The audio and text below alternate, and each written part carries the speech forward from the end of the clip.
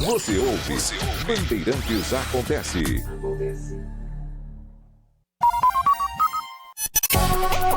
Saber, entender, compreender, conhecer, descobrir, ouvir. Bandeirantes Acontece. Jornalismo Bandeirantes, São Paulo do Brasil. Está marcado para começar amanhã um julgamento que é histórico, que tem vários elementos inéditos na história brasileira, inclusive pelo número de oficiais das Forças Armadas que nele estão, nesse julgamento, como réus, e um ex-presidente da República. Amanhã, dia 2, tudo correndo normalmente, serão duas, tem sessões às terças-feiras e só em um período. Então, nós teremos já amanhã uma sessão extraordinária. Amanhã, das 9 ao meio-dia e depois das 2 às 7 da noite. Na quarta-feira, não haverá sessão extraordinária. Será só das 9 ao meio-dia. Então, 2 esta semana. E 3 previstas para a semana que vem. No dia 9, das 9 ao meio-dia e das 2 às 7 da noite, das 2 da tarde às 7 da noite, portanto, com sessão extraordinária. No dia 10, uma quarta-feira, das 9 ao meio-dia, sem sessão extraordinária. E no dia 12, das 9 ao meio-dia e das 2 às 7 da noite. A ideia é que no dia 12 de setembro nós já tenhamos tudo às claras para a apresentação do voto do relator. Bom, mas por que é possível projetar consequências jurídicas e políticas? Claro que quando falamos em consequências políticas, estamos falando do Bolsonaro, porque os outros são irrelevantes politicamente.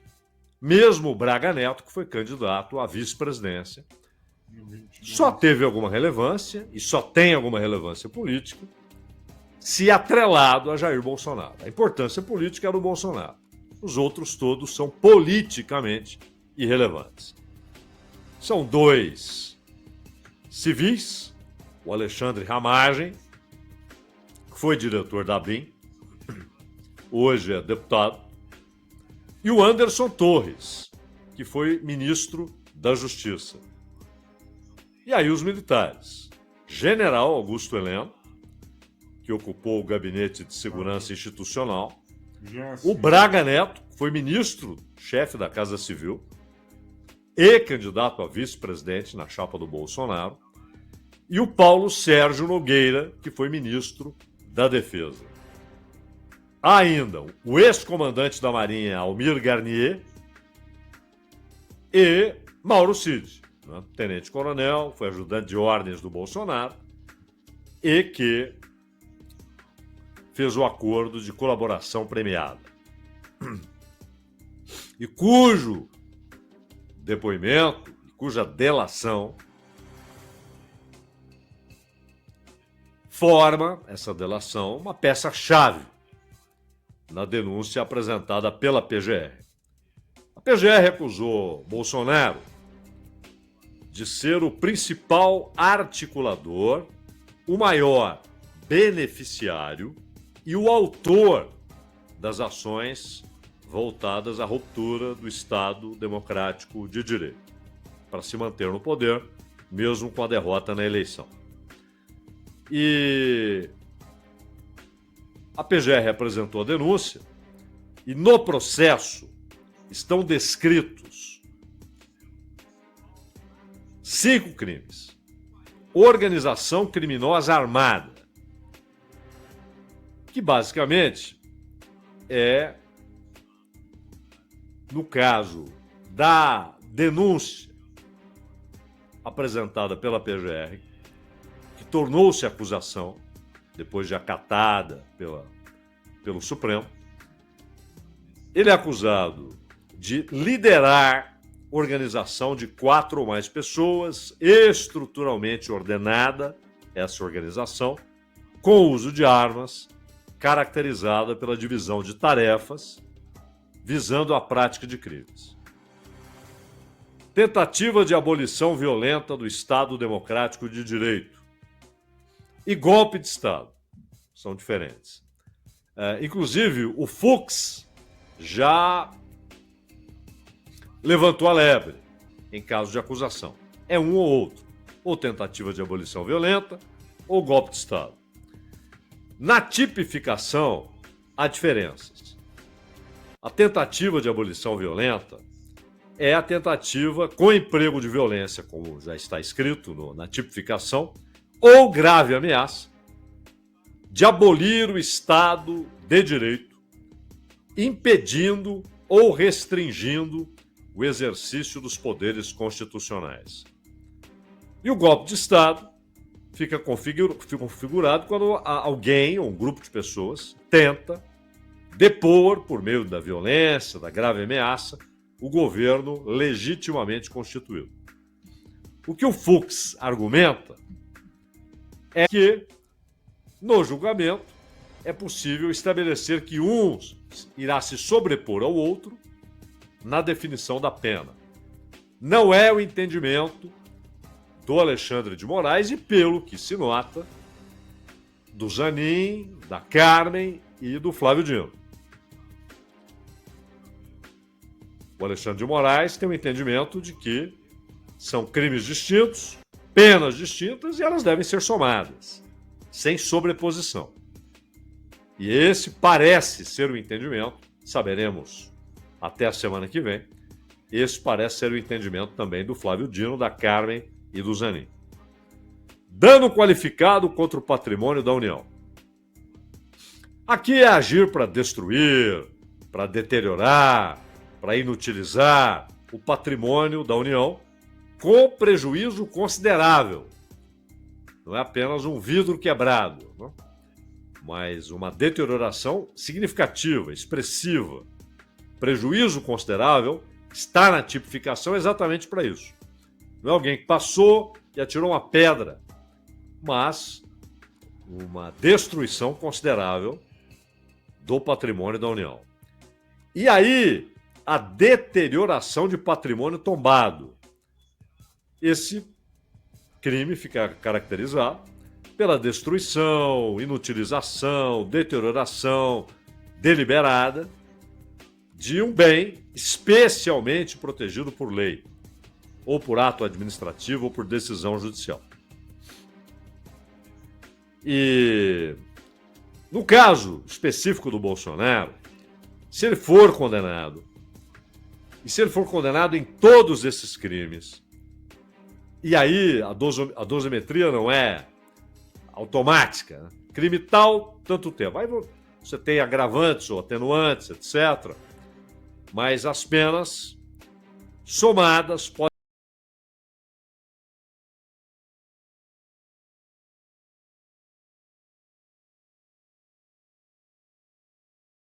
denúncia da Procuradoria-Geral será julgada. O primeiro voto é do relator, óbvio, né? E Alexandre de Moraes. O último voto será do presidente da turma, Cristiano Zanin. Então, é o que teremos. A ordem dos votos é Alexandre de Moraes, aí Flávio Dino, o Fux, a Carmen Lúcia e o Cristiano Zanin. Bom, o julgamento, ele terá como consequência movimentos jurídicos imediatos, é claro. Se havendo condenação por parte da defesa, havendo absolvição por parte da PGR. Mas, como a condenação, e estamos falando de um grupo, né? E esse é o primeiro grupo, o primeiro núcleo, o mais importante, são 5 núcleos. Dificilmente haverá a absolvição total de um e a condenação total dos outros. Pode haver que um deles seja absolvido em um dos crimes. e condenado nos demais. Mas dificilmente haverá todos condenados, com exceção de um, em todos os crimes. A defesa, no caso de condenação, primeira observação é o embargo de declaração, que pode ser apresentado pela defesa caso a decisão de algum juiz, ou de alguns, ou de todos os juízes, fique caracterizada nos argumentos que eles apresentam, né? Os juízes dizem culpado ou inocente e argumentam, apresentam a justificativa da sua decisão. Mas se um deles, ou alguns, ou todos, em seus argumentos, apresentarem obscuridade nesses argumentos, que se contradiz com uma outra parte dos argumentos, ou omissão. Omitir, por exemplo, que esteve ciente daquilo que a defesa apresentou em determinado momento. Isso pode levar a embargo de declaração. E já vamos dizer como é que isso se daria. E há os embargos infringentes. E esses são possíveis se houver divergência de pelo menos um dos juízes. O Fux, por exemplo, já manifestou dúvidas a respeito da correção de se somar golpe de Estado com a abolição violenta do Estado de Direito, como dissemos há pouco. Ele entende que um dos dois deveria se sobrepor. E o Fux também deu indício de que pode, em seu voto definitivo, no julgamento pela primeira turma, isso no voto definitivo, que ele pode pedir vista, mas no voto definitivo, discordar da validade da delação do Mauro Cid. O Fux já deu indício de que pode discordar da validade, pode questionar a validade da delação do Mauro Cid. E em qualquer desses casos, ele pode pedir vista do processo. Não, quero analisar melhor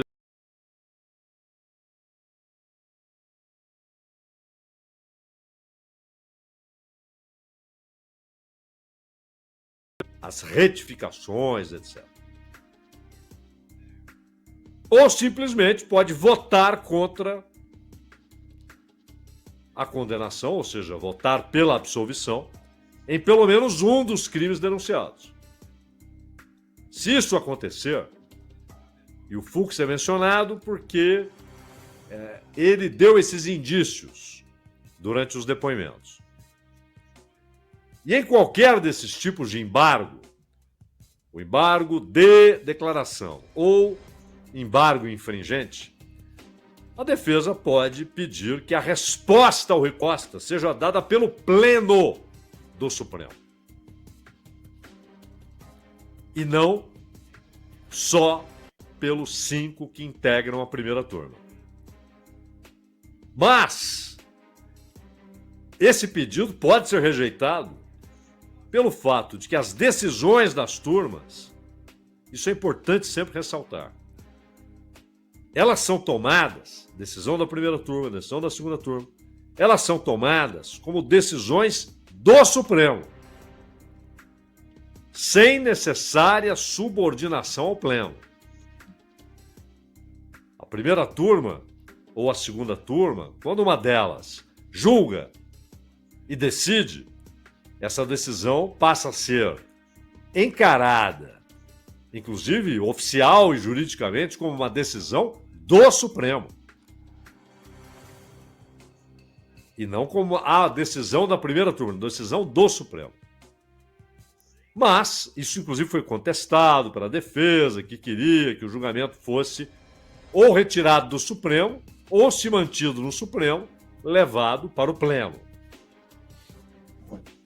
Por quê? A defesa queria, lá no começo, que, ficando no Supremo, fosse para o Pleno. Primeiro, tirar do Supremo. Segundo, ficou no Supremo, então que seja no pleno. Você tem uma possibilidade maior no pleno de divergência.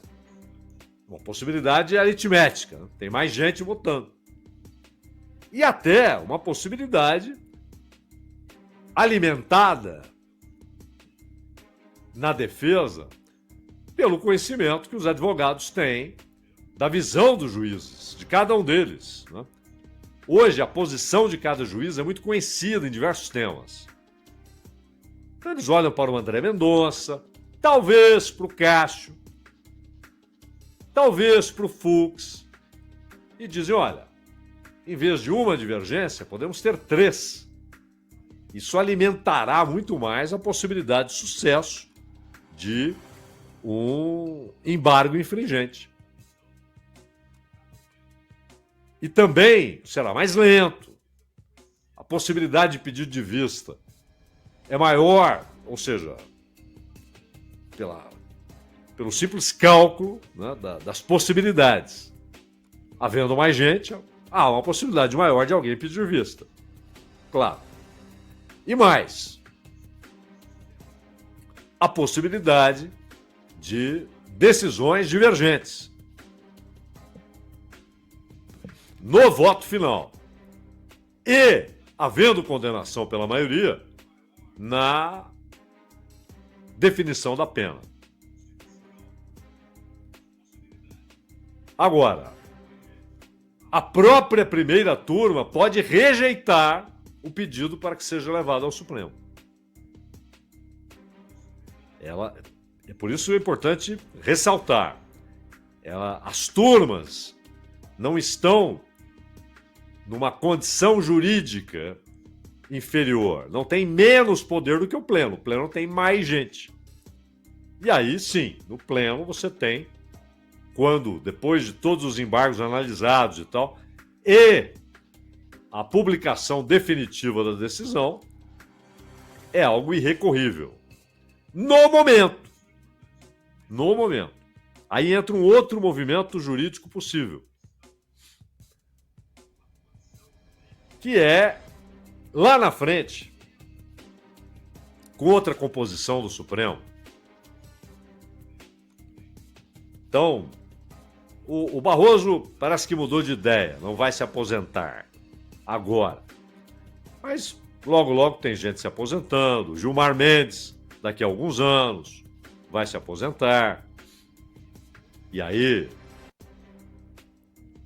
não é uma decisão pessoal, é o limite de idade, né, estabelecido, 75 anos. Mas outra composição do Supremo, que pode ser provocada para revisitar o caso, com argumentos dos advogados de que há nulidades no processo,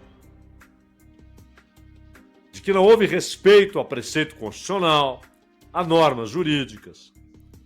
Ou seja, o que já foi rejeitado agora pode voltar à análise em outra composição do Supremo.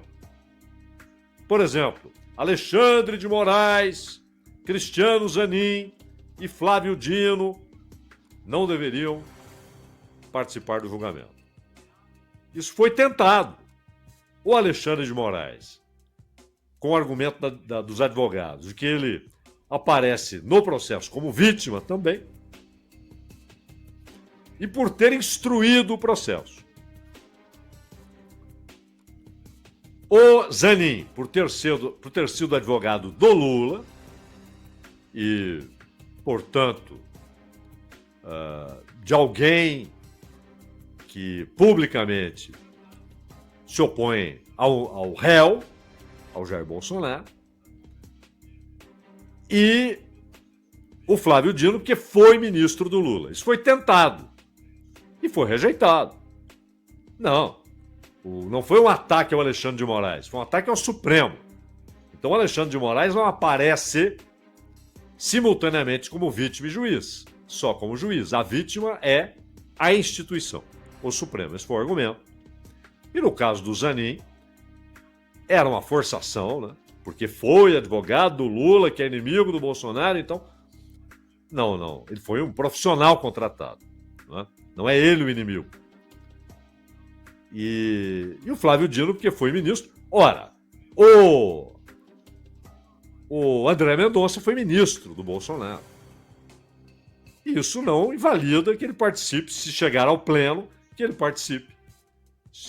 Se ao fim conseguirem levar ao pleno. Mas tudo isso será reapresentado daqui a algum tempo. A defesa teve total acesso às provas apresentadas. O depoimento do Mauro Cid, houve situações de constrangimento. Tudo isso que já foi varrido pela primeira turma pode reaparecer daqui a 7 anos.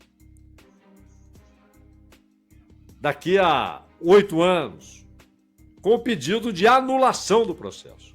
Então, as consequências jurídicas vão longe. E há, claro, os prováveis movimentos políticos. Se o Bolsonaro for condenado, os pretensos herdeiros de seus votos, eles poderão, com naturalidade, Bolsonaro condenado, eles poderão tratar como fato consumado que Bolsonaro não vai disputar a eleição no ano que vem. Sabe aquele negócio de, não, eu não sou candidato, o candidato é o Bolsonaro. Eles já podem começar a tratar como fato consumado. Provavelmente será mantido aquele acordo anunciado aí por governadores de que várias candidaturas à presidência serão lançadas pelo chamado campo da direita, com compromisso entre eles, e aqui estamos falando de Zema, Ratinho, Tarcísio, Caiado, de que aquele que avançar para o segundo turno terá o apoio explícito para a corrida. Já disseram, eu vou ser candidato, disse o Zema. Eu vou ser candidato, disse o Caiado. Claro que os partidos precisam autorizar essa candidatura, confirmar, autorizar, ratificar essa candidatura do Zema e do Caiado. O Ratinho Júnior e o Tarcísio, não. E o Tarcísio, aliás, tem negado. De novo, ele disse, não sou candidato, não sou candidato. Mas, ao mesmo tempo, disse que o próximo presidente da República, se for desse campo, seu primeiro ato, ele disse que ele faria isso, primeiro ato, indultar o Bolsonaro. Então ele continua pagando os pedágios, embora diga que não é candidato. Alguns podem desistir já durante a campanha. Aconteceu na última eleição com o Dória.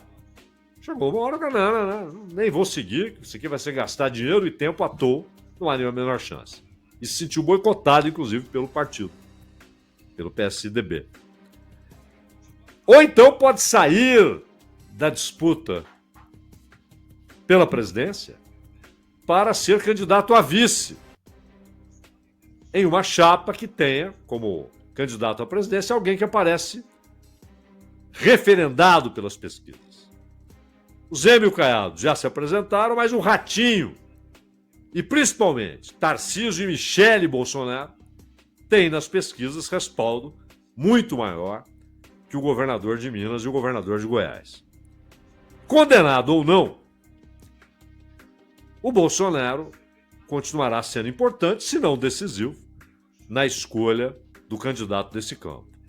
E mesmo havendo várias candidaturas, porque a ideia de ter várias candidaturas com a promessa de todos os que não passarem para o segundo turno apoiarem o que passar,